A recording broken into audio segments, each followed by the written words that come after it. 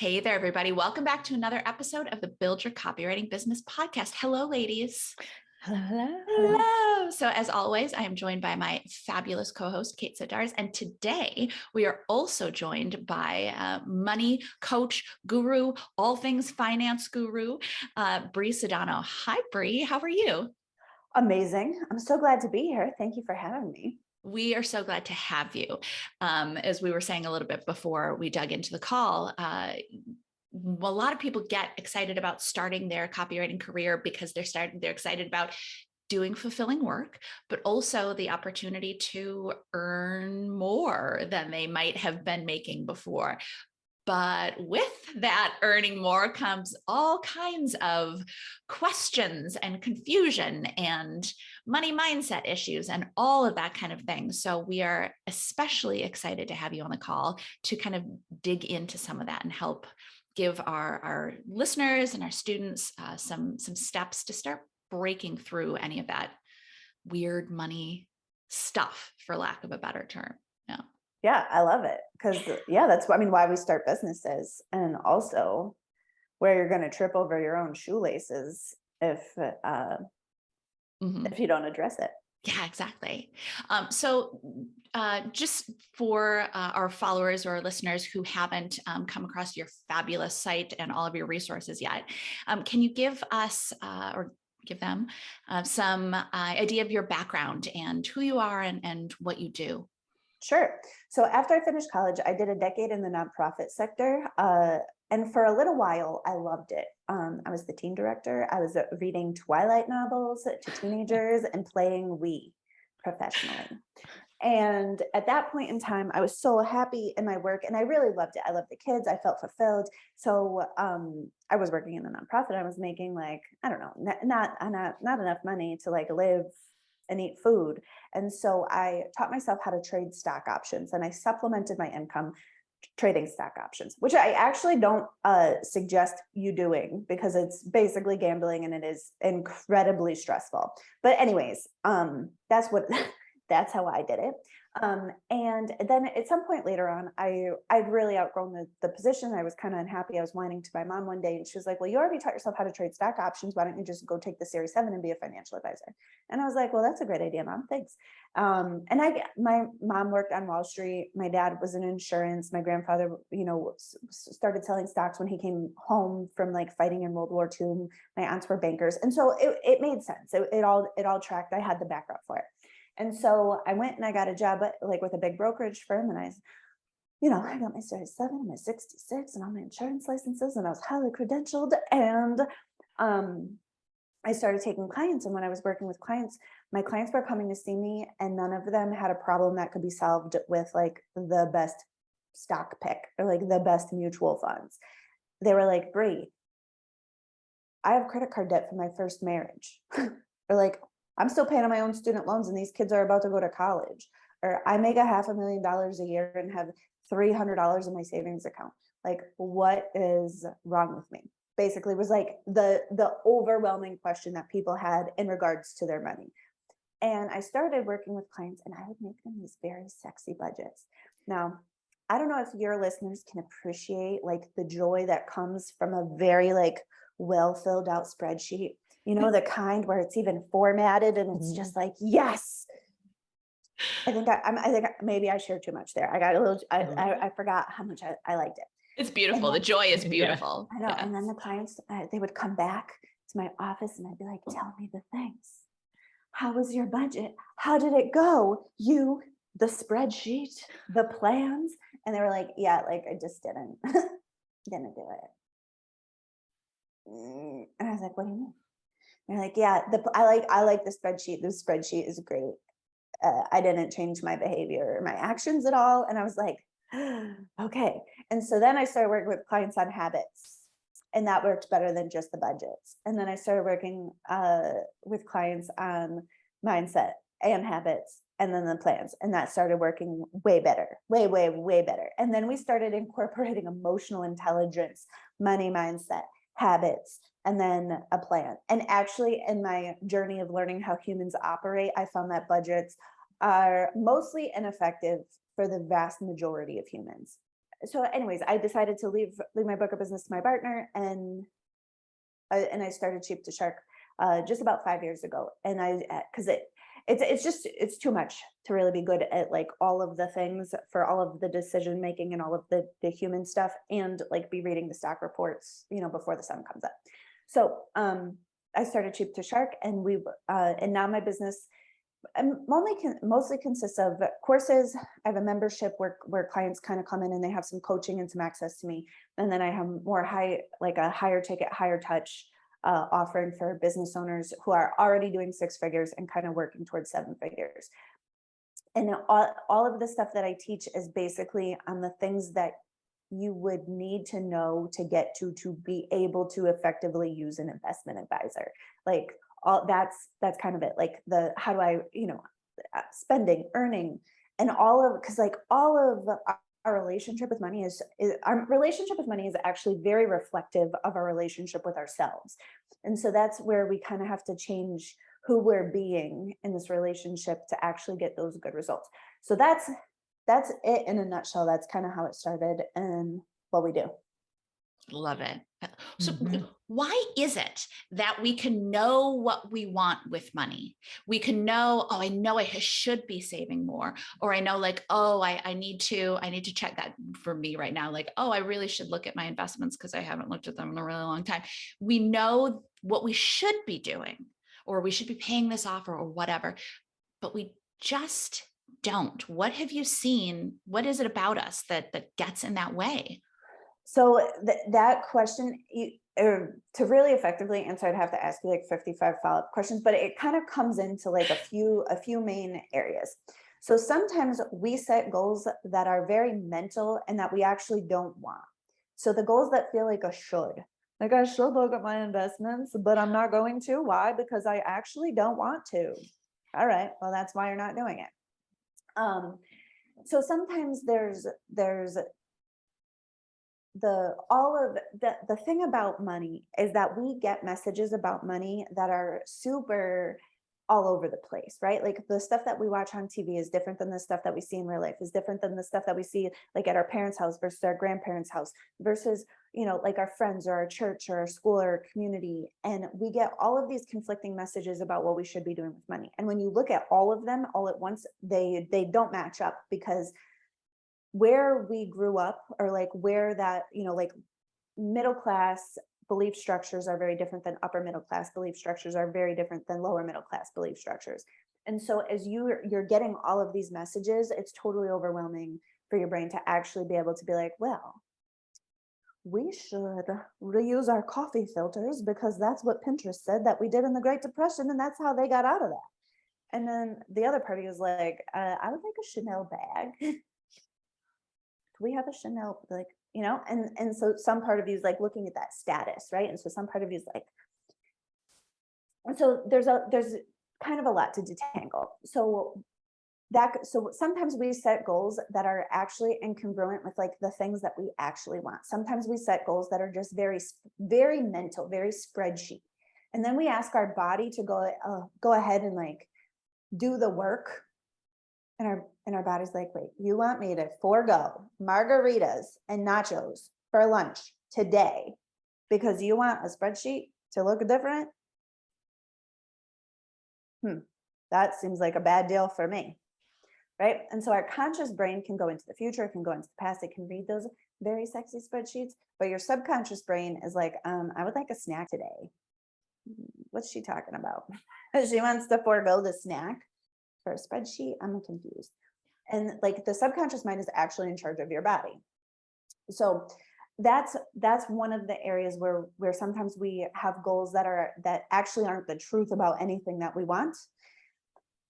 And then sometimes in situations where sometimes we have like feelings about money that are kind of unaddressed. So let's just say, for example, if you want to look at your spreadsheet or your investments, I mean, I would guess, given the market situation right now, you might be procrastinating because the market has been down and you maybe don't want to actually see that you've lost some money. But there's a strong possibility that you've lost some money from the last time that you've looked. And so that, you know, your just emotions are like, we got a lot to do today, and I don't want to have to feel bad about this.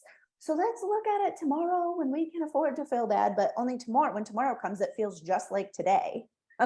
This is the thing about tomorrows, is when they're tomorrow, when they happen, they're today. And so that's another place where sometimes it's like, you know, it just will get a little sticky. And then sometimes in our relationship with money is, sometimes we want things that are way outside of like our belief structure ecosystem that we're actually comfortable with, right? So like, you know, our conscious brain is like, I would love a Cadillac, and to pick out new outfits, and to have money in the bank, and to have time to get my roots touched up every 4 weeks and not have to go without. No, your conscious mind is like, yes, yes, yes, this could be better. This could be better. Your subconscious mind, there's a part of your brain called your amygdala, which is like the same part of our brain that we share with the literal like sea turtles.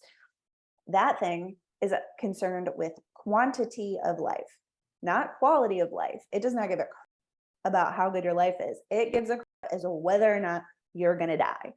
And that part of your brain is like, all right, well, we grew up middle class and we know how to survive middle class, and we have the belief structures for middle class. Awesome. Oh, you want to do some rich girl things? Dangerous. We've never done that, and we're not exactly sure how that goes. Do people die at Tiffany's? We don't know. We've never been in there. Very dangerous.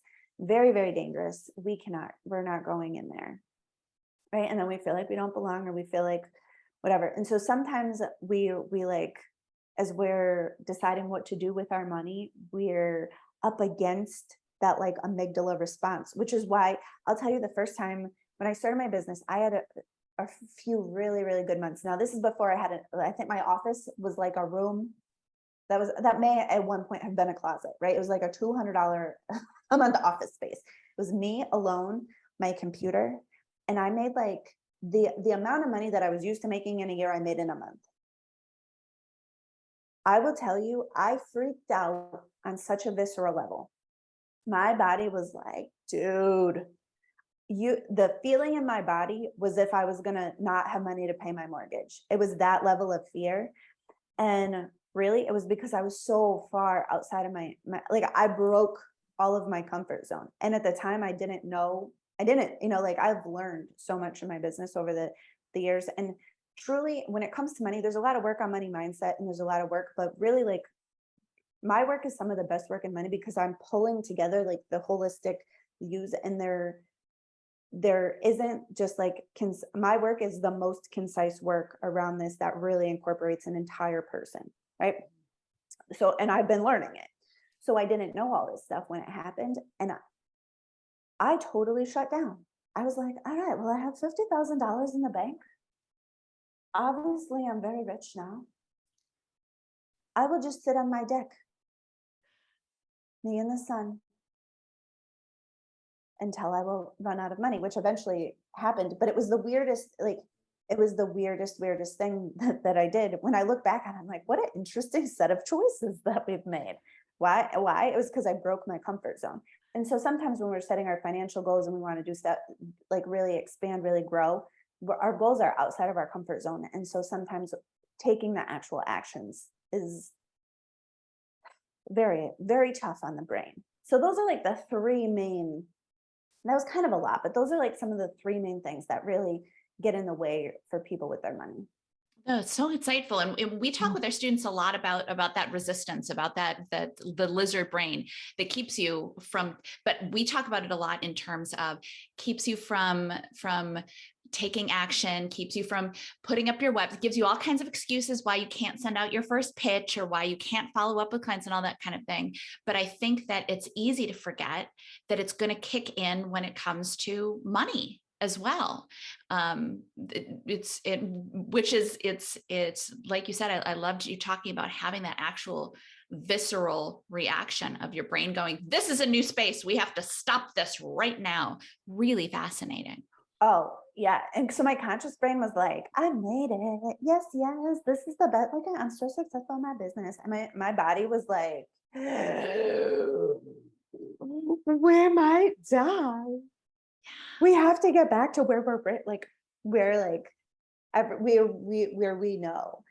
And so Mhm. it's a whole thing. Well, and it's such a prime example of that self-sabotage and we might even, and I won't put words in your mouth, but we might go, well, you know what, I worked really hard, so I'm gonna take some time off. But what it really is your subconscious mind going, you made a lot of money. We got to burn some of that. We have to use some of that money up so we get down to a place where we're comfortable. Once we're comfortable, then I'm gonna make it okay for you to start working again. But until then, you need to sit outside in the sun and not do anything. And I think that our students see that a lot too, when they start pitching and they start getting work in, and then just for whatever reason, they find that not for whatever reason, it's literally what we're talking about here, but they find that they don't feel comfortable pitching, or they're going to put off pitching, or they know they need to follow up with the client, but they're going to wait to do that. And it's so fascinating to see the way our conscious and our subconscious minds are fighting each other on a daily basis. Yeah, well, it's that our conscious mind moves super. Your conscious mind can move into the future, and that amygdala does not move into the future. Like it's in the it stays in the present. So where your conscious mind is like your imagination, you can kind of go and you can kind of see, and you're like, this would be better. That amygdala is like different, dangerous. Mm-hmm.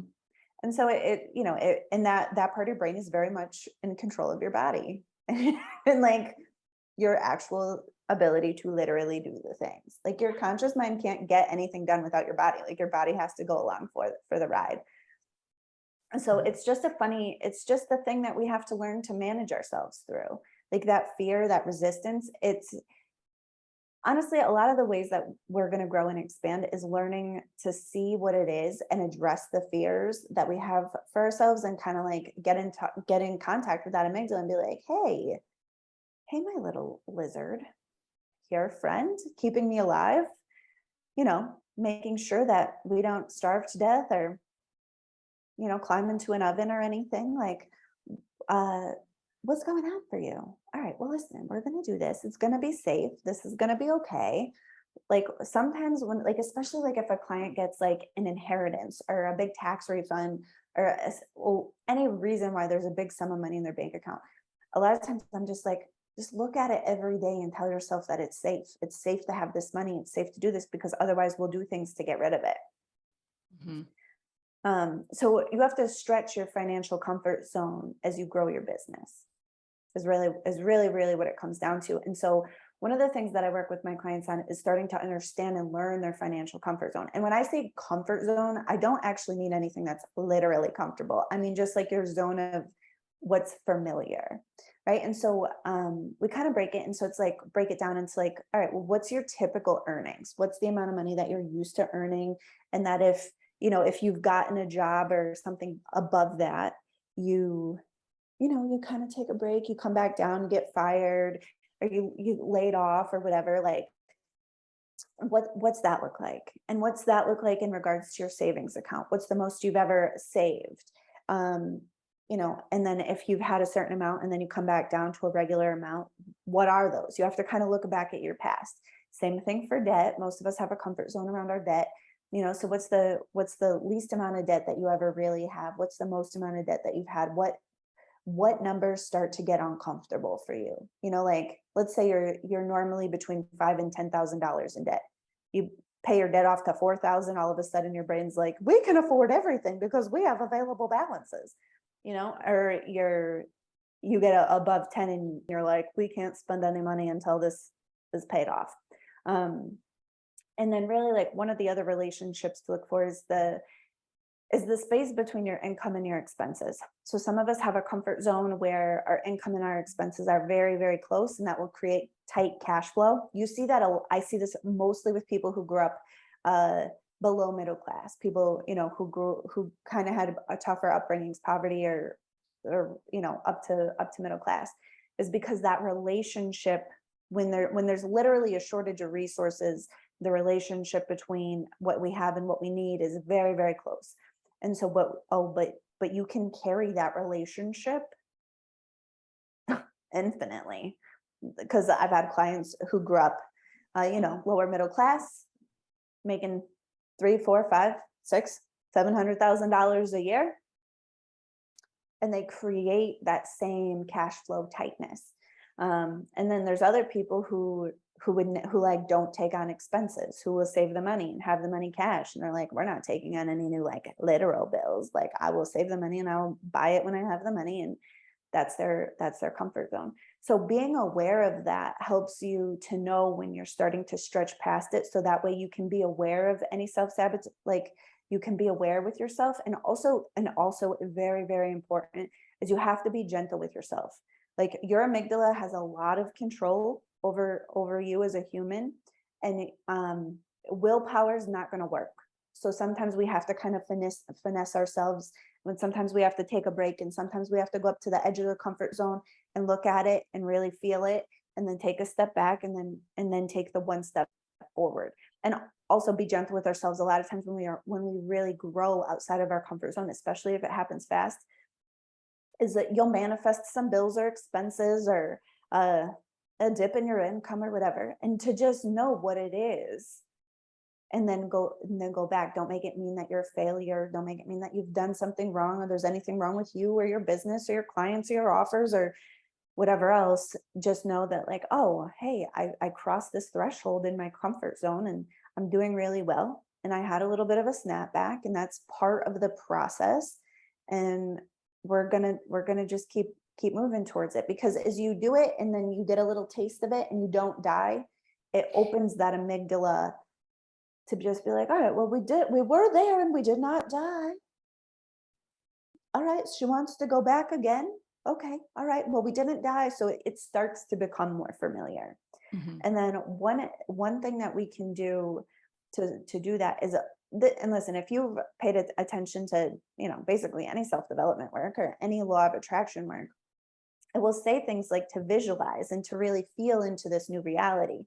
And the reason that you would do that is because so listen, when you imagine something, your body doesn't, like, if you close your eyes and you're like, all right, I'm on the beach, whatever, your body doesn't really, like, the subconscious part of your brain sees those pictures, and then your body gets the chemical signals as if you were at the beach, or you were eating a piece of chocolate, or, your body signals, your body doesn't really know. Like, I mean, the conscious part of your brain does, but like your body's like, okay, she's imagining we're at the beach. Okay, cool. We're at the beach. Okay, cool. Like, so when you imagine that next level of success, your body picks up those, like, your body feels those signals, and your amygdala starts to feel what it would feel like to be outside of that comfort zone. So simultaneously, you're safe, like you're at your own house imagining. So your amygdala is like, all right, well, cool. We're not going to die because we're at home. Key, number one, most important thing for today, not die. But also, this is like a feeling that we're starting to get used to. And you start to warm yourself up to that, because so much of our relationship with money is really kind of like, I call it like an emotional temperature. Like, wealth feels very different than poverty. And so you have to, your body's got to go along for all of that ride. So when we start to imagine and we feel it in our bodies, we get our nervous system, we get our brain, we get our body ready to actually do that. So that way we don't have a freak out, panic, sit on the deck for 9 weeks for no reason, just waiting, well, yeah. So that's some things that we can do there. That's amazing. That's amazing. And I just love the concept of it, that it can be as simple to start dealing with the stuff. It can be as simple as just actually listening to what your mind is saying, and conversing with it and saying, no. Okay, wait, what specific words are you using? Okay, the specific words are, you know what? Let's take today off. We did really well. Let's just go sit outside indefinitely. And then saying, okay, but why? Because I still want to get these things done today. What are you feeling? What's going on with you? And getting into that, like having that conversation, I think is such an amazing conversation with your own mind. I think is such an amazing tool for you to give us, because so few of us take the time to actually do that. Yes. One of the activities I give a client, I think this may be an activity from, I think it's Marianne Williamson's like initial activity, but it's called the deepest fear inventory. And there's a small possibility I'm wrong. It could be somebody else's, but I think I'm right. And so when you're doing a deepest fear inventory, what you would do is you'd be like, I would really, really hate to make $100,000 a month in my business easily. My deepest fear is, and you write down like 10 or 15 things. And then what you'll find, so there are some fears that as they come up, once you see them, speak them out loud. Once you see them, they literally do not make sense and they will turn into dust. Like I had a fear that if I was to make $1 million, someone would come and kidnap my kids. Now I had this fear way before I was even close to making $1 million, but it didn't matter. When I said it out loud, I was like, what an interesting idea. Like, do kidnappers have like an email? Like how would it, like, one, how would anybody know? And two, like the kidnapper alert. Yeah. Yeah. Like, listen, Brie Sodano has crossed the certain threshold in her business income. And I'm like, all right. So that fear, once I like said out loud, it kind of turned to dust. It just poof, went away. Then, so some of your fears will just like go away. Then there are some fears that you can address. There are some fears to actually mitigate. So like, for example, as I was growing my business, I was hiring some additional coaches to help me do some of the coaching work. And I had one coach and at this point working for me, and I was super uneasy because we had so many clients that if for any reason she quit, stopped working for me, like I was like, I will literally not be able to fulfill on all of these clients on my own. Right. And so that fear needed to be addressed. And so we added another coach. And I was like, all right, well, now if this, like, now we're good. Like if somebody was to be sick or to not be able to do their work, I would be able to pick up some, she'd be able to pick up some, and it would work. Right. So we had to address that situationally. And then there are some fears that you're just going to have to get used to, or you're just going to have to face, like the fear of being judged. Oh, lady, oh, you're going to be judged. Somebody already judged you today. Actually, maybe just yesterday, my daughter told me that my part was aging me 10 years. I know, it was rude, but now I'm doing the middle part. And I know your viewers are probably on a podcast, so I had this side part, which apparently alerted everybody that I was a millennial.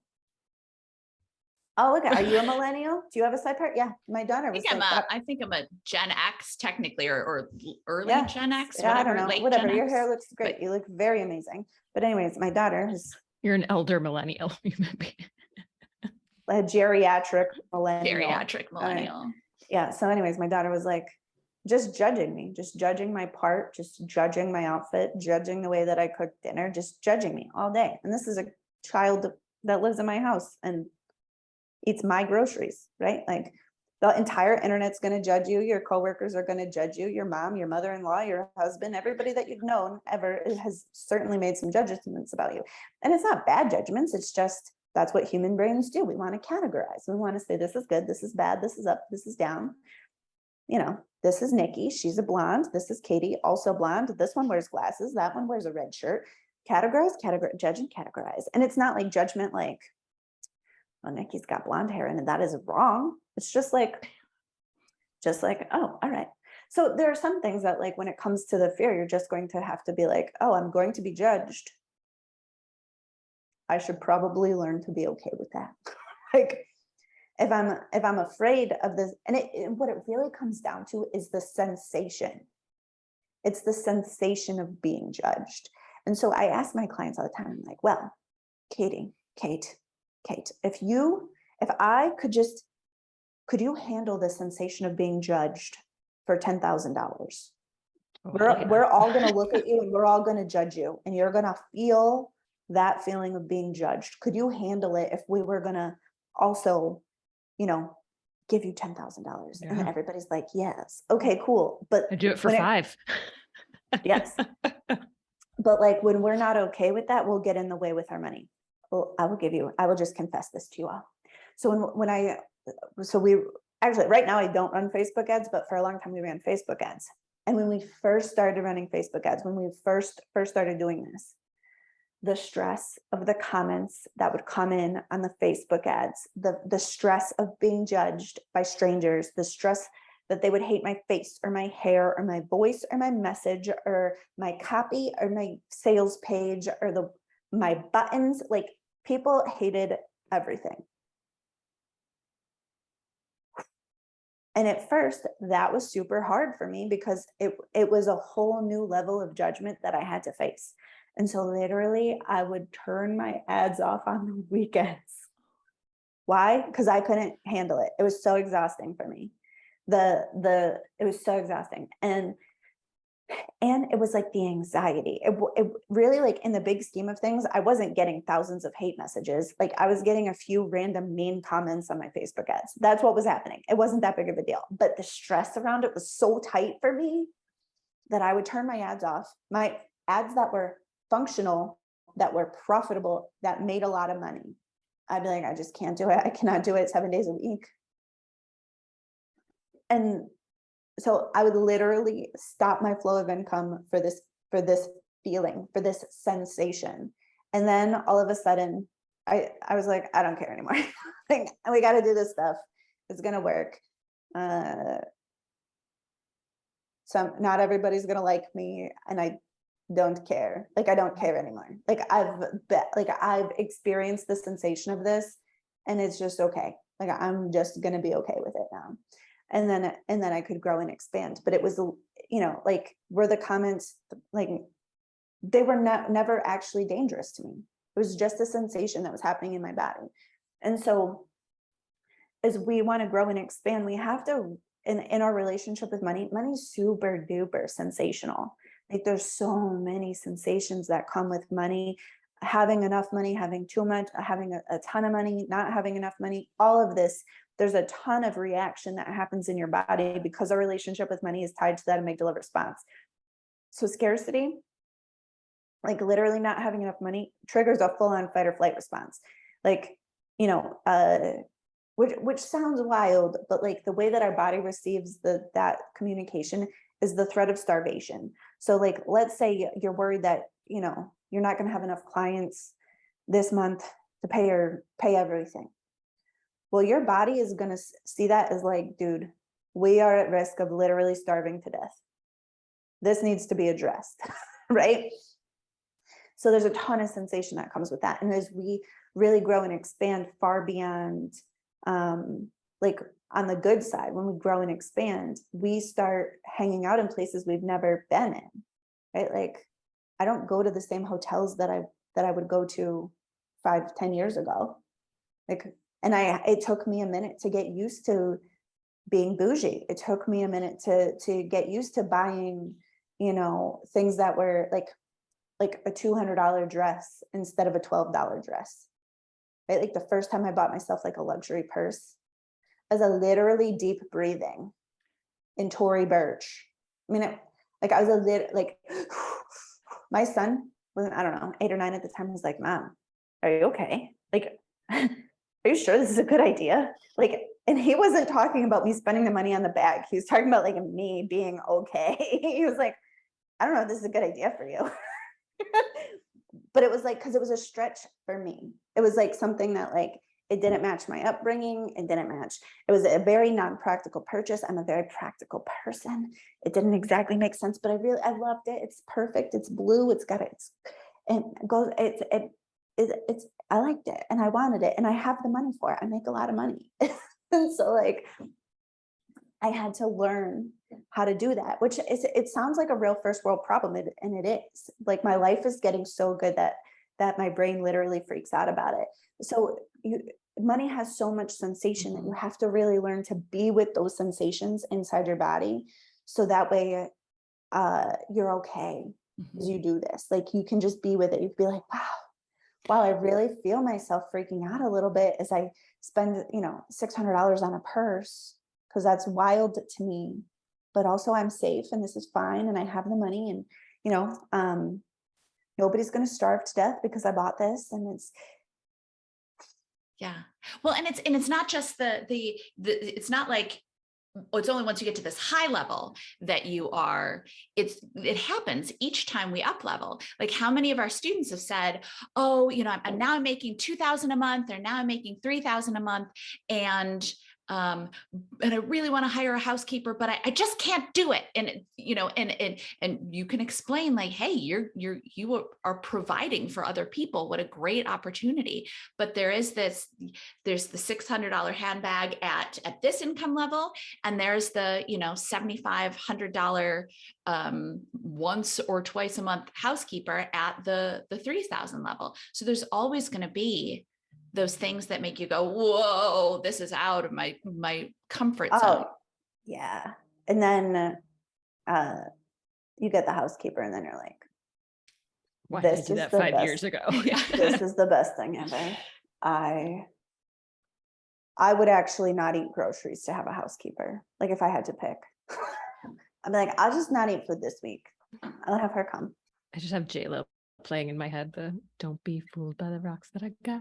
I'm still Jenny, because I think it's speaking to that idea of I'm spending this money, but I'm still the same person because I think there's a lot of that with if I was middle class and now all of a sudden I'm stretching into upper middle class or beyond. Yeah. But wait, I'm still the same person. I'm still the same human. Exactly. Now I'm hearing that song in a very different way. And I want to be like, okay, Jenny, that can be who you are, Jenny from the block, but you're also okay with be okay with being Jenny from J-Lo. Malibu or wherever she lives. Yeah, exactly.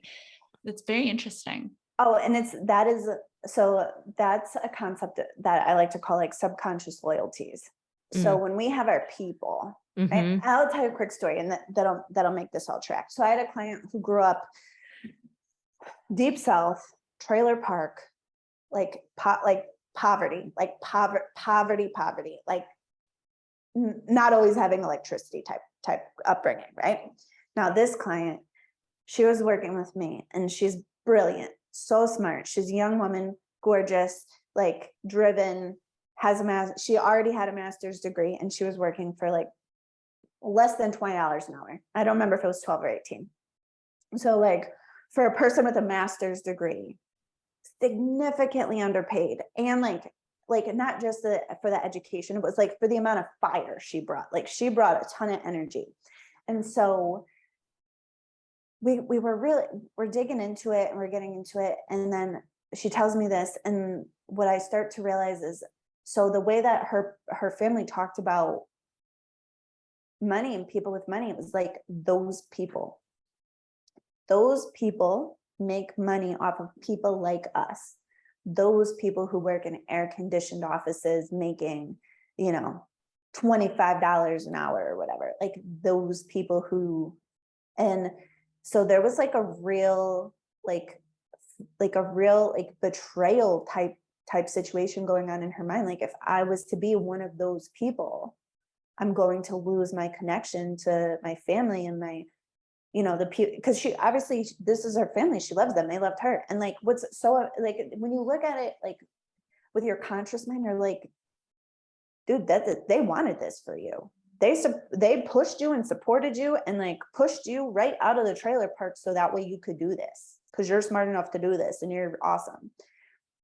But that subconscious loyalty was really there. And so like that's an extreme example and it makes it very clear to see, but those sort of thoughts are definitely things that again, your amygdala, humans are herd creatures, we're family creatures. So when you're at risk of outgrowing everybody that you love and not being the same as them, you don't have to it's not like you don't see your uncles anymore because you make more money than them.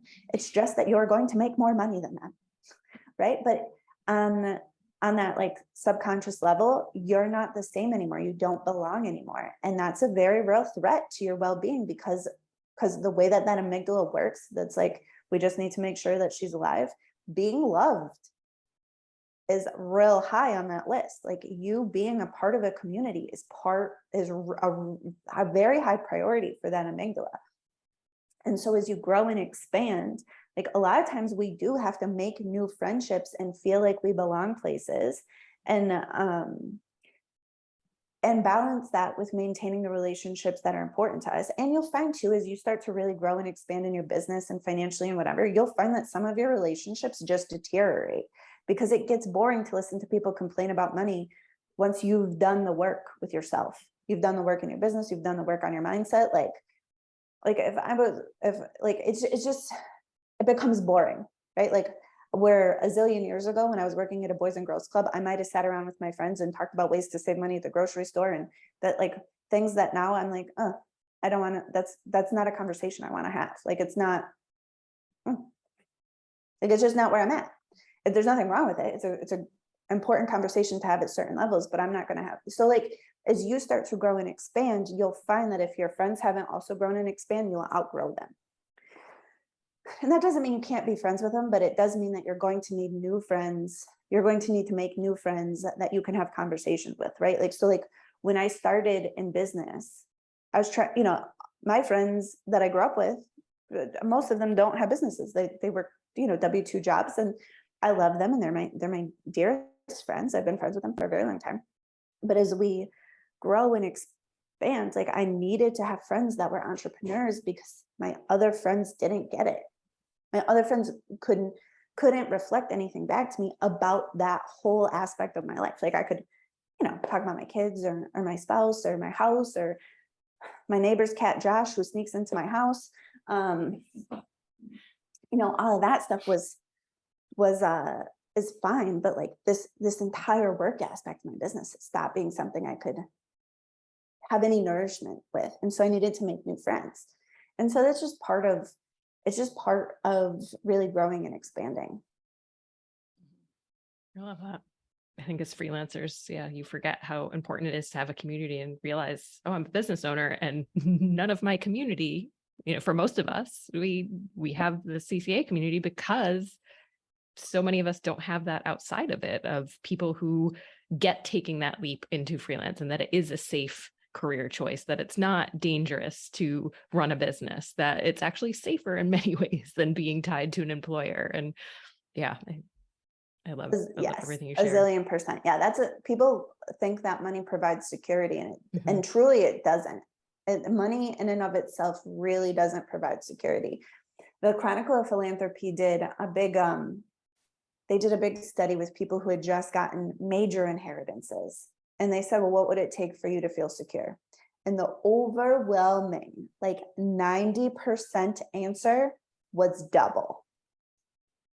No, it wasn't even a number. It was basically no matter what they had, it was double. Why? Because money actually doesn't provide the feeling of security. Security, so the way that like we create our realities is that we have to have the feeling inside first, and then we can have the feeling outside, or then our external circumstances can match. So if you are an insecure person, money is going to make you more insecure because you're going to be like, people are going to try to take it from me. This and that, I'm going to lose it. I'm going to lose it in the stock market. I don't trust my financial advisor, right? But if you're a secure person and then you have money, you're going to be like, oh, cool. I'm secure and I have this buffer of cash and I'm going to make more money and I trust my advisor and it's going to be fine. But money just makes things louder. So if you're insecure and you have money, then insecurity is just going to get louder. So yeah, you're totally right, Kate, about the freelancing. It's a lot of times as people want to feel secure, but it's really feeling secure in your ability to have clients, feeling secure in your ability to make money, feeling in control of how many pitches you send and like the work that you do and the referrals that you can get. It moves it inside because, I don't know if anybody's ever worked, like when I worked at the nonprofit, like they weren't in great financial shape. And so even though I had that secure job, I very rarely felt secure because they were on uneven ground. And I'm like, I'm on uneven ground because they're on uneven ground, even though I'm fine.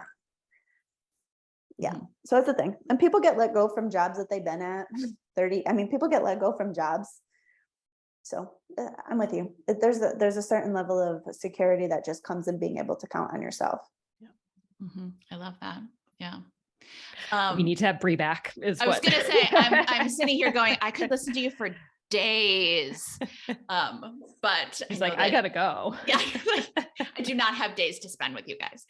And I know you do have a hard stop coming up, but I'm fascinated. I want to dig in more, and I know that our listeners and our viewers and everyone's going to as well. So where's the best place to find you, to follow you, all of that stuff? Sure. So if you go, I'm Sheep to Shark on Instagram and on YouTube. So on Instagram, we have little nuggets, little reels, little nuggets for people, like a little bag of financial Doritos is like what I like to call them, like the 7-second videos. And then if you want something a little meatier, you can go to YouTube. And there's a ton of content there. And then both of those places will invite you to join my email list or do, how it work with me in whatever capacity that you want. But generally people like to go and consume some of the free little juicy bits before, who likes to enter an email list? You got to know somebody first, right? Dip your toes in, go, oh yeah. Well, and I have to say, after spending this time with you, it's very clear that you are an expert at what you do, and you have a deeper level of insight than the vast majority of people. So I personally can't wait to dig more into your work. Yeah. And thank you for sharing it all. Yes. Yeah, it's my pleasure. My mission is to help get more money in the hands of good women. Like, the world is such a better place when women are well-resourced. And a lot of the reason why we're not is just like hang-ups and social conditioning around money. But it's like not that like the bad people that are like the super greedy corporate pigs or like whatever. I mean, whatever. I don't actually subscribe to any of that, but it's like the people who are less good aren't playing small for the fear of money. So we need people who are good and are going to do good work with their money and are going to make a positive impact to like have resources. Like, the world needs women to have real resources, like, and be well-resourced. And that's like my personal mission, is to just help women be well-resourced, and just make whatever impact that they want on the world. That's amazing. I'm so excited. I'm feeling so inspired, and I'm sure that everybody who's listening is too as well. So Brie, thank you so much for joining us. Oh, it was my absolute pleasure. Thanks. I hope everybody here kicks butt, copywrites for days, makes tons of money, charges top dollar. Yes, all of that. Yes. All the things. Get your pitches together, ladies. Yeah. Send those pitches out. Send those pitches out. Awesome. I couldn't say it any better myself. So with that, we'll catch you in the next episode, everybody. Like what you heard? Hit subscribe so you never miss a video. And if you're ready to take the first step toward becoming a copywriter yourself, sign up for a free video training right here.